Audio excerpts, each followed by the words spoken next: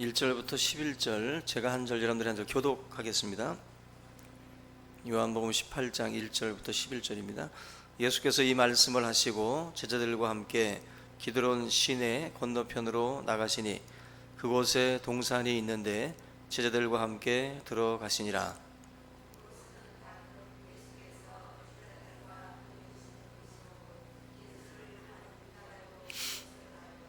유다가 군대와 대제사장들과 바리새인들에게서 얻은 아랫사람들을 데리고 등과 횃불과 무기를 가지고 그리로 오는지라.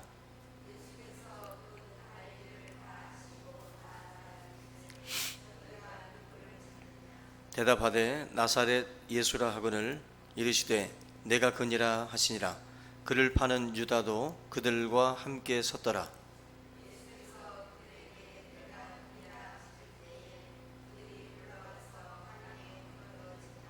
이에 다시 누구를 찾느냐고 물으신대 그들이 말하되 나사렛 예수라 하거늘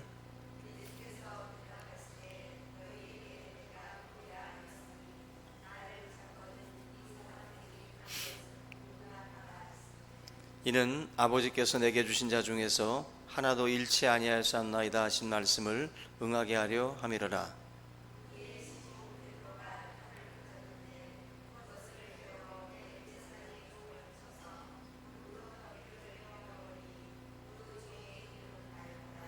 다 같이 예수께서 베드로더러 이르시되 칼을 칼집에 꽂으라. 아버지께서 주신 잔을 내가 마시지 아니하겠느냐 하시니라. 아멘. 할렐루야. 우리 오늘 받을 은혜를 우리 생각하면서 우리 함께 오늘 큰 은혜 받으시기 바랍니다 하고 한번 옆 사람에게 한번 인사 나누고 우리 말씀 나누겠습니다. 큰 은혜 받으세요.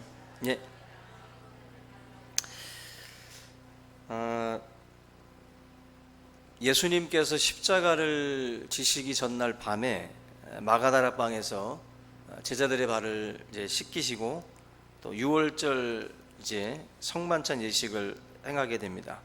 그리고 이제 긴 설교를 하고 이제 끝으로 이제 기도로 마무리를 하신 다음에 이 다락방을 떠나서 기드론 시내를 건너 가지고 바로 이 겟세마네 동산, 감람산 안에 있는 겟세마네라고 하는 그 동산으로 예수님이 옮기게 되는데 1절 말씀에 이제 그 내용이 나와 있습니다. 감람나무가 많기 때문에 감람산이라고 불렸어요. 이 올리브라고 보시면 됩니다. 올리브, 그 과일들 동그란 과일이죠. 올리브 과일이 바로 이 감람나무인데 바로 이 감람산 중턱에 이 겟세마네라고 하는 작은 동산이 있습니다. 그리고 이 겟세마네는 우리가 노래 속에도 많이 나오잖아요. 겟세마네 동산에서 주님 기도하시는 그 노래들이 있는데 이 겟세마네라는 뜻도 기름틀, 올리브가 많다 보니까 그 중턱에 기름 짜는 그런 또 기름틀 뭐 이런 아마 뭐 공장이나 그런 작업하는 장소들이 있었던 것으로 보여집니다. 그러다 보니까 이제 그 지역 이름이 겟세마네라고 이제 졌어요. 기름틀. 그래서 이제 예수님이 겟세마네 동산에서 기도하실 때도 막 쥐어 짜는 기도를 하시잖아요. 그 피가 그 땀방울처럼 그 정말 주님의 그 온 힘을 다한 그 기도의 내용들을 표현을 하는데 그 겟세마네라는 이름하고 주님이 그 기도하시는 그 쥐어 짜는 막 그 짜는 그 기도의 그 모습하고 연관을 시켜보면 굉장히 유사한 점을 우리가 발견할 수가 있습니다. 그래서 이 주님 기도하셨던 바로 이 장소, 주님이 자주 찾아가시던 기도하던 장소가 바로 이 겟세마네 동산입니다. 1절 보시면은 기드론 시내 건너편으로라고 나와요. 기드론 시내. 그러니까 예루살렘 성이 있으면 그 성에서 한 120m 정도 쭉 내려가면 그 아래쪽에가 기드론 시내가가 있다라고 보시면 됩니다. 성 밑으로 기드론 시내가 있고 다시 이렇게 쭉 올라가면 감람산인 거예요. 내려갔다가 올라가면 감람산입니다. 바로 그 장소에 겟세마네라고 하는 그 동산이 있고 밑으로는 기드론이라고 하는 시내가 흘러가고 있는 그 그림을 여러분들이 이제 연상을 하시면 됩니다. 예루살렘 성에서 볼 때 이제 120m 정도 되는데 우기 때는 이 골짜기에 물이 차지만 바로 이 6월절 시기에는 물이 마른다 그래요. 그래서 이 기드론 시내는 특이한 어떤 그 장소입니다. 상징적인 의미가 있기 때문에 여러분들이 예수님의 그 지금 18장의 기드론 시내를 건너간다라고 하는 이 이야기가 하나의 어떤 그 상징성이 있어요. 뭐냐면 6월절을 이제 불과 이제 하루 앞둔 6월절 양을 잡는 날입니다. 6월절 양을 잡는 하루 전날 이제 일어난 일인데 6월절은 여러분들이 잘 아는 것처럼 이스라엘 최대 명절입니다. 이스라엘 백성들이 그 애굽에서 탈출할 때 이제 모세를 통해서 하나님께서 이스라엘 백성들을 이끌고 나오시는데 어린 양을 잡아서 그 피는 문설주 좌우 임방에다가 바르고 그렇게 이스라엘 백성들에게 표시를 하도록 그렇게 했습니다. 그리고 그 명령을 순종한 이스라엘 백성들 외에 애굽의 백성들은 그 하나님의 명령을 따르지 않았습니다. 결과적으로 모든 집의 장자들이 다 죽는 6월절이라고 해가지고 6월 넘어간다는 거예요. 넘어간다. 바로 넘어간다라고 하는 뜻인데 패스오버라는 뜻입니다. 이 하나님의 그 죽음의 그림자가 이스라엘 백성이나 애굽이나 할 것 없이 다 치는 거예요. 모든 장자를 치는데 그 어린 양의 피를 바른 그 집만은 패스오버, 넘어가요. 다 넘어간다라는 겁니다. 그게 이제 6월이라고 하는 의미가 있는데 이스라엘 백성들이 그때 당시에 장자들의 죽음을 이제 피했고 그리고 애굽 백성들은 장자들이 다 죽는 그러한 끔찍한 일들이 벌어집니다. 그러면서 이제 이스라엘이 애굽에서 이제 나오게 되는데 바로 그날을 기념하는 절기가 바로 6월절이에요. 그래서 6월절은 한 7일 정도를 이스라엘 백성들이 절기로 축제를 벌이는 그러한 날들입니다. 그래서 6월절을 지키기 위해서는 이제 이스라엘 전역에서도 오고 또 해외에 나가 있었던 이스라엘 백성들도 이제 성지 순례하듯이 그 때가 되면 다 예루살렘으로 이제 모여들기 시작을 한다는 겁니다. 그래서 이 성전에 와서 성전 마당에서 이제 어린 양을 끌고 와가지고 이제 제사를 지내는 거예요. 어떤 기록에 보면은 당시에 6월절 때 잡는 양의 숫자가 25만 6천 마리예요. 우리가 생각하는 뭐 한두 마리 잡는 축제가 아니라 25만 6천 마리. 이게 지금 얼마나 또 신빙성이 있느냐는 건 둘째 치고 어쨌거나 이 6월절이라고 하는 그 절기에 잡는 숫자가 이렇게 많다는 거죠. 상당히 많은 숫자의 양들이 죽임을 당했는데 여러분이 생각을 해보면 이 수많은 이 양들을 잡아서 그 피가 이제 흘러가는데 어디로 흘러가냐면은 바로 이 기드론 시내로 흘러가요. 하수구를 통해서 이 기드론 시내 쪽으로 이 피가 이 동물들의 피가 흘러가는 거죠. 25만 마리 정도 되는 그 양들의 그 피가 흐른다라고 하면은 상당히 그 검붉은 피들이 그 당시 기드론 시내를 이렇게 물들였다라고 보시면 돼요. 그러니까 이스라엘 지금 그 당시를 여러분들이 떠올리고 지금 이 18장을 보시면 예수님께서 이 말씀을 하고 제자들과 함께 기드론 시내 건너편으로 나가셨다라고 하는 이 말씀을 보면은 아마 그래서 학자들은 예수님이 지금 이 기드론 시내를 건널 때쯤에는 달빛에 바로 이 검붉은 피가 섞인 물들이 흐르고 있었을 것이다라고 말을 해요. 바로 이 지금 주님이 이 건너가고 있는 이 장면은 상징적인 의미가 있다라는 겁니다. 뭐냐면 이스라엘 백성들이 노예에서 자유인으로 이제 인도하기 위해서 하나님이 건넜던 바다가 홍해 바다예요. 애굽에 종살이를 하다가 자유인이 되기 위해서 이제 건넜던 바다가 바로 이 홍해입니다. 그 다음에 광야 40년 동안 또 불순종 시간을 끝내고 약속의 땅 가나안 땅으로 이제 들어가기 위해서 건넜던 강이 바로 요단강이에요. 요단강. 바로 예수님께서 성전과 율법의 종교를 다 끝내고 이제 믿음으로 하나님의 자녀가 되는 믿음으로 하나님의 자녀가 되는 생명의 종교를 이제 탄생을 시키고, 그리고 기드론 시내, 이 시내를 건너시는 거예요. 이게 지금 굉장히 상징적인 의미를 주님이 담고 있는 그러한 묘사다라는 겁니다. 그래서 6월절에 맞추어서 예수님이 그날에 자신을 드린 거예요. 오늘 기가 막힌 겁니다. 예수님이 지나갈 때 세상 죄를 지고 가는 하나님의 어린 양이다라고 이제 세례 요한이 외쳤는데, 그 어린 양이신 예수님이 이제 겟세마네 동산에서 기도하고 난 뒤에 이제 이 군병들에게 잡혀가서 그가 이제 사형을 받는 그 기간이 굉장히 급속도로 진행이 돼요. 굉장히 빨리. 어느 재판도 이렇게 빨리 진행이 안 되는데, 이스라엘 백성들은 예수님을 굉장히 급한 어떤 그 판정을 내려서 사형을 언도하게 됩니다. 그래서 결국 예수님이 죽임을 당한 그 날이 바로 어린 양을 잡아서 죽이고 축제를 벌이는 바로 이 6월절, 이 6월절에 예수님이 죽임을 당한다는 겁니다. 결국 십자가에서 주님이 흘리신 그 피는 이제 온전한 제사를 의미하는 거예요. 구약에서 수많은 피를 흘렸던 그 동물의 제사가 이제는 다 그치고, 예수님이라고 하는 그 어린 양의 죽음을 통해서 이제 그 모든 어떤 구약의 의미들이 예수님을 통해서 이제 완성이 되는 거예요.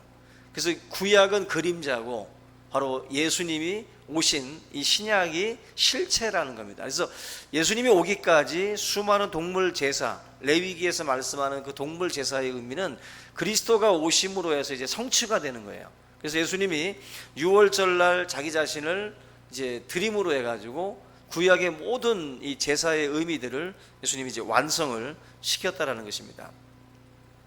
예수님은 이 기드론 시내를 건너서 겟세마네 동산으로 이제 가게 되는데, 요한은 지금 사실 언급을 하지 않고 있는데 공간복음에 가서 보시면 겟세마네 동산에 가셨던 이유가 나와요.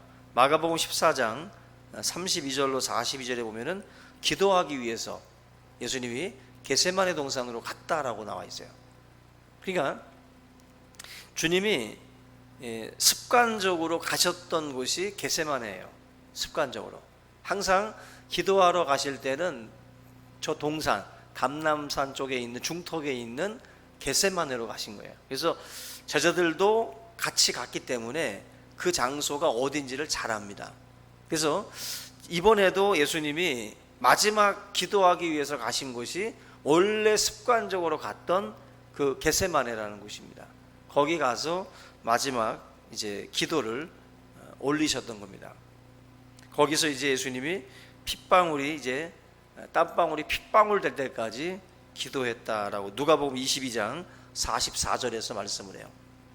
아까 겟세마네가 뭐라 그랬어요? 기름틀이라고 그랬잖아요. 기름틀, 쥐어짜는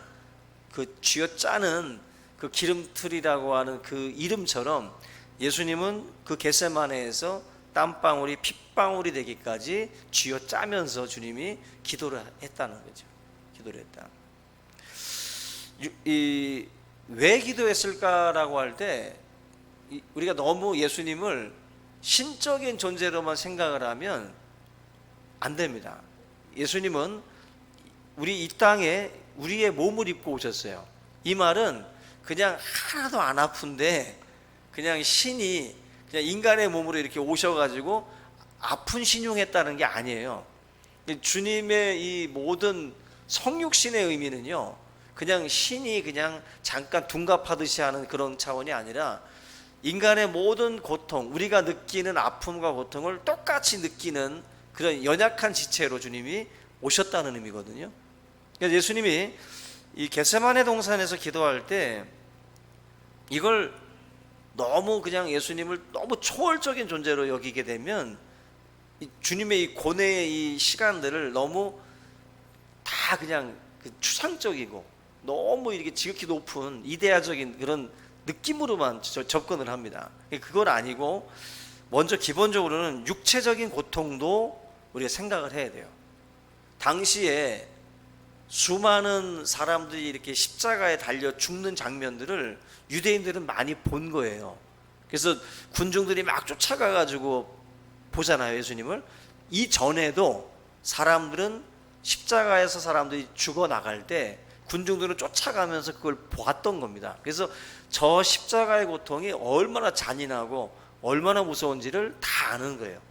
예수님도 아는 거예요. 예수님도 알고 모두가 다 아는 고통입니다. 주님이 겟세마네에서 기도할 때 먼저는 그런 육체적인 어떤 고통에 대한 그러한 두려움, 그러한 아픔들을 놓고도 주님이 기도했다고 봐야 돼요. 그걸 다 그냥 아무렇지도 않게 보는 게 아니라 그 고통에 대한 두려움을 놓고도 주님은 기도하시는 거다. 또 한 가지는 바로 하나님과 예수님과의 어떤 그런 거 분리.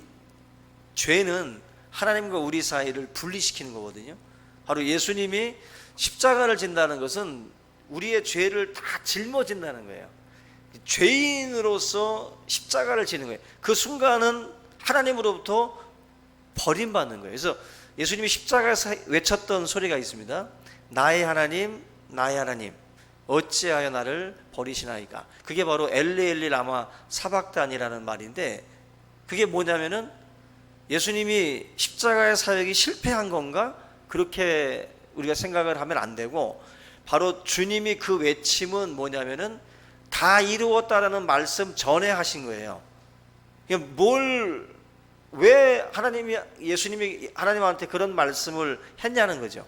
바로 죄를 짊어졌기 때문에, 이제 모든 우리의 죄를 담당했기 때문에 하나님으로부터 철저하게 유리되는 거예요. 버림받는 겁니다. 그걸 지금 예수님께서 이 겟세마네 동산에서 기도하시면서 고뇌하셨다라고 보시면 돼요. 고뇌하셨다. 그냥 예수님의 고통은 육체적인 고통이랑 정신적인 거예요. 바로 이 죄를 통해서 하나님과의 어떤 이 분리가 이루어지는 어떤 그러한 것들에 대한 고뇌죠. 그걸 놓고 주님이 기도하신 겁니다. 그래서 이 잔을 옮길 수만 있다면 옮겨달라고 했던 거예요. 이 잔을.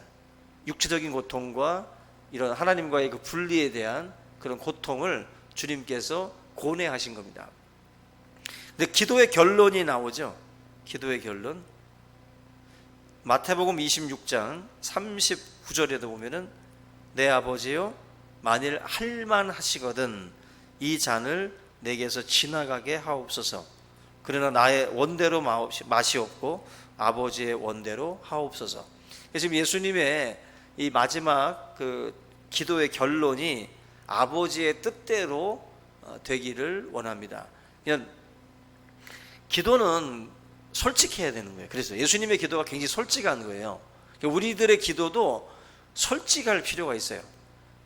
무서운데 안 무서운 척 할 것도 없고, 가슴 아프고 속상하고 뭔가 억울하고 분하고 그런 것도 다 우리가 숨길 필요가 없죠. 왜요? 전지하신 분이에요. 전지전능하신 분이 다 아시는 분인데 그 앞에 가서 우리가 의인인 척 할 필요도 없는 거예요. 내 속마음을 다 그대로 표출할 필요가 있어요. 예수님도 지금 하나님 앞에서 솔직하게 말씀하는 거예요. 이 잔이 옮겨갔으면 좋겠습니다. 만약에 방법이 있다면. 그런데 아버지의 뜻대로 되기를 원합니다라고 최종적으로는 그렇게 결론을 내리는 거죠. 우리들의 기도에도 그런 게 필요해요. 먼저는 하나님 앞에 우리의 그 속을 다 드러내는 게 필요합니다. 다 끄집어내는 게 필요해요. 그리고 나서 아버지의 뜻이 이루어지기를 원합니다라고 우리가 이렇게 마무리를 지을 수 있다면 이게 정말 참된 기도예요. 참된. 근데 어떤 분들은 기도할 때 너무 초반부터 너무 의인이야. 자식들이 아버지 앞에 와가지고 너무 어른인 척하면 속상하지 않으세요? 그죠? 너무 어린 놈이 너무 어린 것이 아픈데도 안 아프다고 눈물이 막 지금 쏟아져야 되는 상황인데 안 아프다고 막 이렇게 막 안 떨어뜨리려고 막 애쓰는 것보다는 우는 게 낫죠. 그죠? 배고프면 배고프다고 울어야지. 근데 그걸 안 아픈 척 너무나도 어린 것이 그렇게 너무 빨리 어른이 돼버리면 가슴 아픈 거거든요. 지금 예수님 앞에 우리들의 기도도 그래요. 너무 하나님 앞에서 너무 어른인 척하는 사람들 많아요. 너무 어른인 척. 그럴 필요 없다는 거예요. 기도는 단계라는 게 있어요. 너무 고급반으로 너무 뛰어. 빨리 그냥 고급반으로 가가지고 다 한경직 목사님이고 다 그냥 성인군자가 돼가지고 너무 기도의 내용들이 너무 고차원적인 거죠. 그건 어떻게 보면은 체념했다고 볼 수도 있겠고, 기도의 내용들이 우리가 정말 하나님이 내 아버지고 나의 마음을 아시는 분이라면 가서 물어야지. 가서 나의 속을 다 끄집어내는 게 정상이죠. 예수님의 이 기도의 패턴도 우리가 좀 배울 필요가 있어요. 그래서 예수님이 다른 분도 아니고 예수님이 지금 겟세마네 가셔가지고 이렇게 땀방울이 핏방울 되도록 기도했다라는 게 언뜻 생각해 보면 이해가 안 가잖아요. 그죠? 근데 예수님이 지금 이렇게 간 걸 보면 하나님의 뜻대로 사는 것이 그냥 되는 게 아니구나. 그죠? 하나님의 뜻대로 산다는 게 그냥 되는 게 아니에요. 그냥 저절로. 예수님도 이렇게 땀방울이 핏방울 될 정도로다가 몸부림을 쳐야 아버지의 뜻대로 되기를 원하고 그렇게 살아가는 거지 저절로 되어지는 건 없습니다. 왜냐하면 저나 여러분들은 육체를 가지고 있어요. 이 육체, 이 인간적인 소욕이 가득 찬 인생들 아니겠어요? 그렇기 때문에 이게 아버지의 뜻대로 산다? 이거 그냥 저절로 되지 않습니다. 우리가 주일 예배 딱 마치고 일주일 동안 세상 속에 살 때 아버지 뜻대로 이렇게 사는 게 쉽습니까? 쉽지 않잖아요. 어렵거든요. 그래서 이게 아버지의 뜻대로 살려면 몸부림치지 않으면 사실 힘들어요. 힘듭니다. 예수님처럼 이렇게 육체를 죽이고 하나님의 뜻대로 살아간다. 이건 반드시 기도가 필요하다라는 거죠. 예수님이 지금 우리가 하나님 뜻대로 살겠다라고 주님 뜻대로 살기로 했네, 주님 뜻대로 살기로 했네, 이 찬양 부를 때 기도 없이는 이게 힘든 거예요. 기도의 삶이 없고 말씀의 삶이 없으면 힘들다. 그래서 예수님이 지금 그걸 본으로 보여주고 있는 겁니다. 본으로. 그 기름틀 속으로 다 들어가야 돼. 다 들어가가지고 짜야 된다는 거죠. 그래야만이 조금 살까 말까 한 거죠. 조금. 지금 18장 2절 3절에 보시면 그 겟세마네 동산에서 기도할 때 유다가 이제 그곳을 알더라 기록되어 있죠. 2절 보면 유다도 아마 같이 왔던 것 같기도 하고 또 뭐 안 왔어도 어디 갔다 왔냐? 겟세마네 가서 기도하다 왔어. 아마 들어서라도 알 겁니다. 어디에 주님이 지금 갔는지 또 아는 거죠. 예수님은 습관을 쫓아서 많이 하셨어요. 습관을 쫓아서 기도하러. 그러니까 유다 같은 경우는 지금쯤이면 예수님이 기도하러 갔겠다, 어디에 있겠다라고 이제 파악을 한 거죠. 그래서 겟세마네로 이제 다 군병들을 이끌고 주님을 잡으러 왔는데, 우리가 잘 알고 있는 것처럼 예수님은 은 30세겔에 팔립니다. 유다가 은 30세겔을 받고 예수님을 넘긴 거예요. 이 은 30세겔은 노예 한 사람의 가치라고 말씀을 해요. 노예 한 사람을 살 수 있는 가격이랍니다.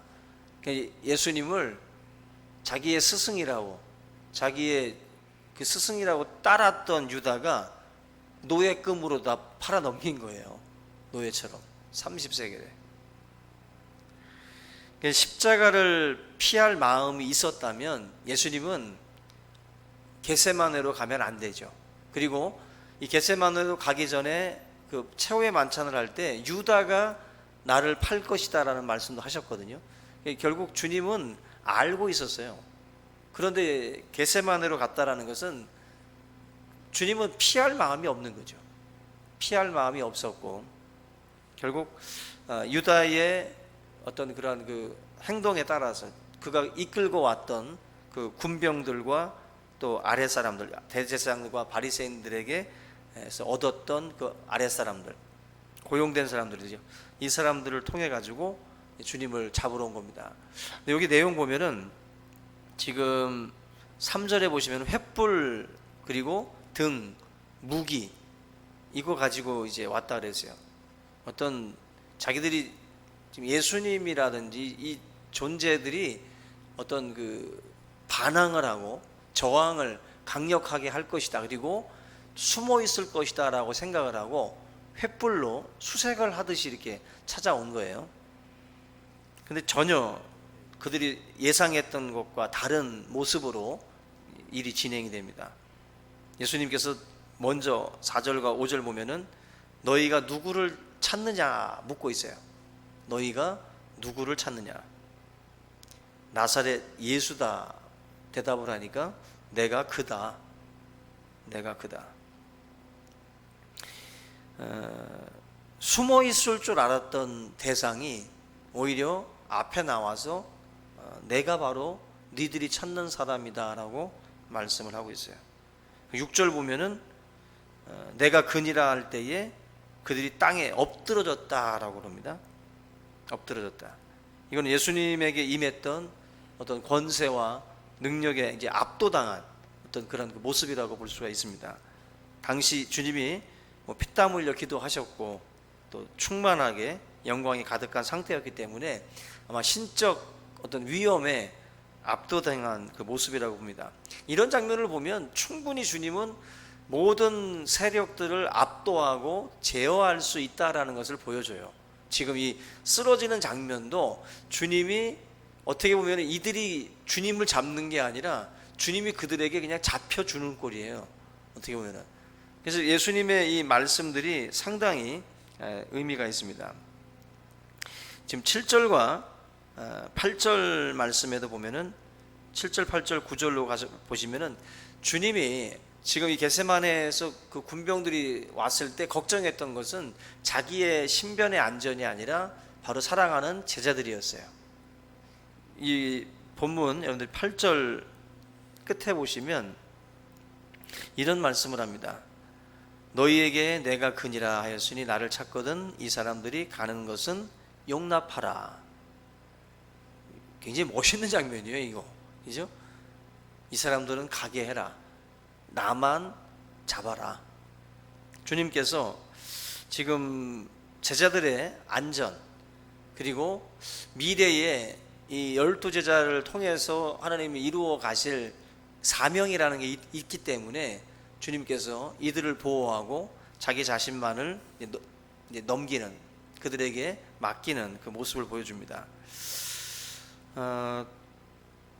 예수님께서 지금 이 제자들을 걱정하고 있는 것과 반면에 우리가 잘 알듯이 제자들은 예수님을 이제 배신하잖아요. 지금 이 장면에서 예수님은 끝까지 제자들을 챙기거든요. 끝까지 제자들을 걱정하고 제자들을 이제 신변을 보호해 줄 것을 부탁을 하는데 제자들은 예수님을 이제 팔아넘기고 또 부인하고 저주하고 맹세할 정도로 이제 나중에 베드로도 그렇고 모든 제자들은 다 도망가 버립니다. 너무나도 예수님하고는 다른 그 반응을 보여줘요. 제자들을 사랑하시되 끝까지 사랑하셨다라고 하는 말씀이 있는 것처럼 지금 이 장면에서도 우리가 그걸 알 수가 있습니다. 근데 이 제자들 중에서 베드로 같은 경우에 10절 보시면 칼을 빼서 대제사장의 종을 오른쪽 귀를 쳐가지고 귀를 자르는 그 장면이 나옵니다. 말고라는 사람인데 예수님께서 이제 검을 쓰는 자는 검으로 망한다 교훈을 주시면서 베드로의 칼을 검에다 꽂으라 이제 지적을 하죠.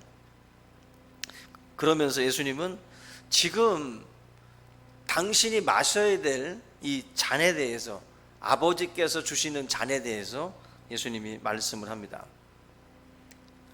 이 베드로는 지금 이 상황을 이제 모면하고 피하려고 하고 있지만 예수님은 이 상황이 뭐냐면은 아버지께서 주시는 잔이라는 거예요. 아버지께서 주시는 잔이다. 내가 마셔야 된다는 거죠. 피해서는 안 되고 이 잔은 내가 마셔야 된다. 사실 이 아버지께서 주시는 잔은 진노의 잔이거든요. 심판의 잔이고 모든 진노와 모든 심판들이 십자가 위로 쏟아지는 거예요. 그게 모든 인류의 죄를 향한 하나님의 진노가 퍼부어지는 자리가 바로 십자가예요. 그걸 예수님께서 말씀을 하시면서 내 자신이 그걸 마셔야 된다 말씀을 하고 있습니다. 우리가 여기서 요한복음 10장을 한번 잠깐 찾아봐야 되는데요. 요한복음 10장 한번 보겠습니다. 17절. 요한복음 10장 17절 같이 읽어보겠습니다. 17절 18절 두 절만 보겠습니다. 시작. 내가 내 목숨을 버리는 것은 그것을 내가 다시 얻기 위함이니 이로 말미암아 아버지께서 나를 사랑하시느니라. 이를 내게서 빼앗는 자가 있는 것이 아니라 내가 스스로 버리노라.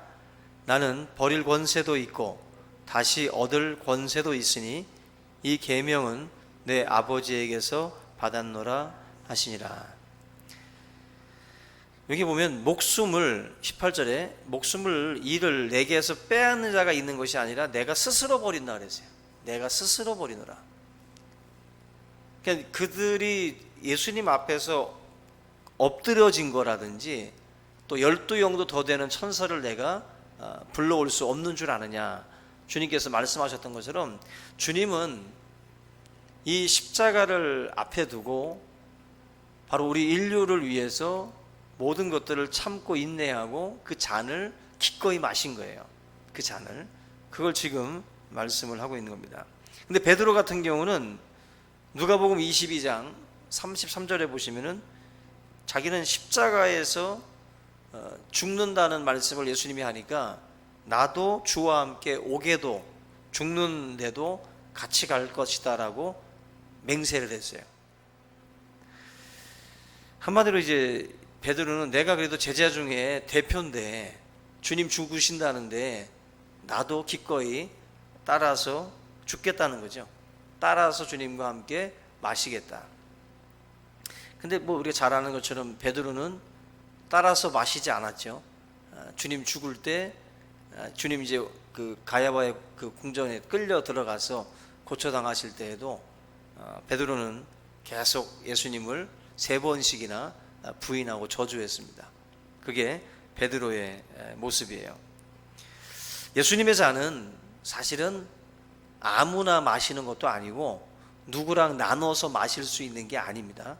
그리고 우리가 마시는 잔이 있고 예수님이 마시는 잔이 있는 거예요. 주님이 이 땅에서 아버지로부터 부여받은 잔은 다른 사람하고 공유할 수 없는 잔이에요. 다른 사람들이 대신 마실 수가 있는 잔이 아닙니다. 그거는 주님만이 마셔야 되는 잔이에요. 주님만이. 결국 예수님께서 그 홀로 그 잔을, 심판의 잔을 마심으로 우리의 모든 죄가 사함을 받고 또 그 하나님의 은혜를 누리게 된 겁니다. 결국 베드로 같은 경우는 이러한 그 하나님의 어떤 그 구속의 역사 속에서 예수님이 차지하는 그 자리가 좀 우리들과는 다르다는 것을 사실은 몰랐던 거고, 결국 베드로는 예수님의 이 죽음을 통해서 결국 주님이 마시는 그 잔을 처음에는 이제 자기도 마실 수 있다라고 했다가 실패하고 난 뒤에 좌절하죠. 그러나 나중에 너가 하나님 앞에 또한 마셔야 될 그 잔이 있다라는 걸 다시 이제 깨닫게 됩니다. 그러면서 베드로도 그 사명의 그 길을 걸어가게 되죠. 우리가 구원을 받는다라는 것은 바로 예수님이 마신 그 잔 때문이에요. 예수님이 마신 그 잔 때문에 저와 여러분들이 구원을 받은 것입니다. 그러면 다 끝난 것인가? 그렇지 않습니다. 구원에 관련해서는 예수님이 마신 그 잔으로 다 끝난 거예요. 우리의 모든 죄가 이제 용서받고 씻음 받은 것입니다. 그런데 생활에 있어서 생활에 관한 하는 우리가 마땅히 또 마셔야 될 잔들이 있어요. 은혜 받은 자로서 살아야 될 삶, 그 삶 속에서 우리가 마셔야 될 그러한 잔, 그 쓰디쓴 그 십자가와 같이 우리가 감당해야 될 몫이 또 별도로 있다라는 것입니다. 그래서 주님이 그 쓴 잔을 마셨다라고 한다면 그 주님의 그 희생과 그것을 헛되이 우리가 보내지 않기 위해서라도 우리의 삶이 거기에 부응하는 부합하는 그런 삶을 우리가 살아야 된다는 거죠. 그러면 스티븐 스필버그 감독이 찍었던 영화 중에 그 톰 행크스가 주연했던 라이언 일병 구하기라는 영화가 있습니다.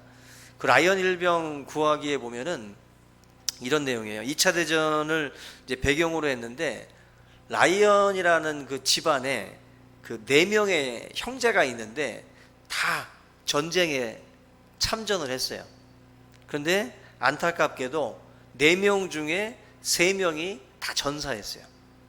다 전사했어요. 네 형제 중에 3명이 죽었기 때문에 이 비보가 전해지고 난 뒤에 미국 이 행정부에서 전쟁에 노련한 밀러라고 하는 대위와 7명의 대원을 이렇게 묶어가지고 나머지 1명 라이언 일병을 구해와라.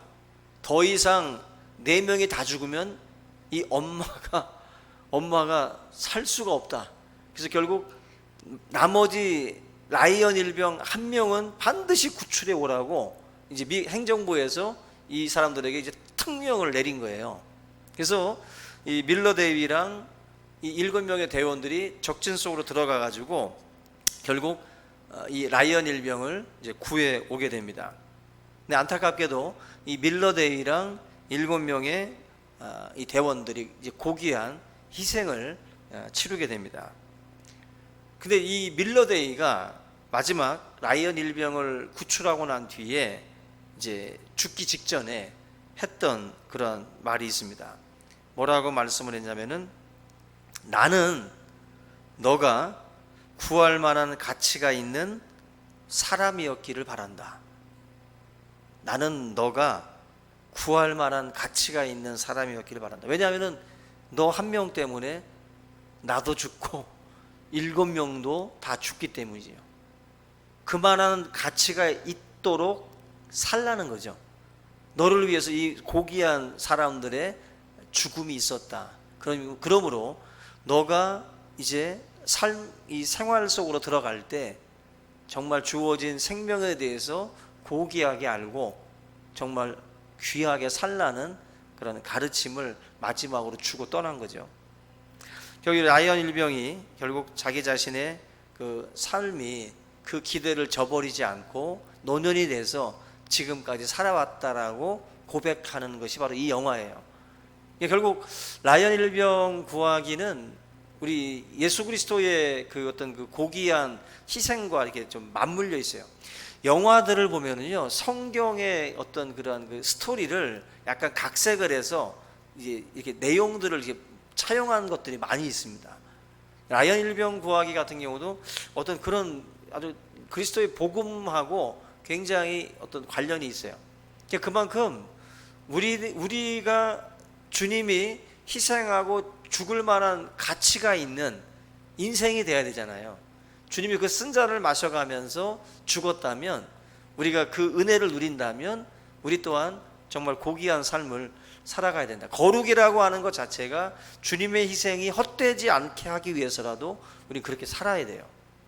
오늘 저와 여러분들이 이 요한복음 18장의 말씀을 통해서 주님이 마신 그 잔이 바로 우리를 구원의 자리로 이끌었다라는 것을 명심하고 우리가 감당해야 될 그 쓴 잔들, 그 십자가들을 달게 지고 또 우리가 마시면서 이 길을 끝까지 우리가 포기하지 않고 걸어갈 수 있기를 주님의 이름으로 축원합니다. 오늘 이 말씀 함께 붙들고 우리 통성으로 같이 한번 기도하겠습니다. 그리고 특별히 이 시간에 에,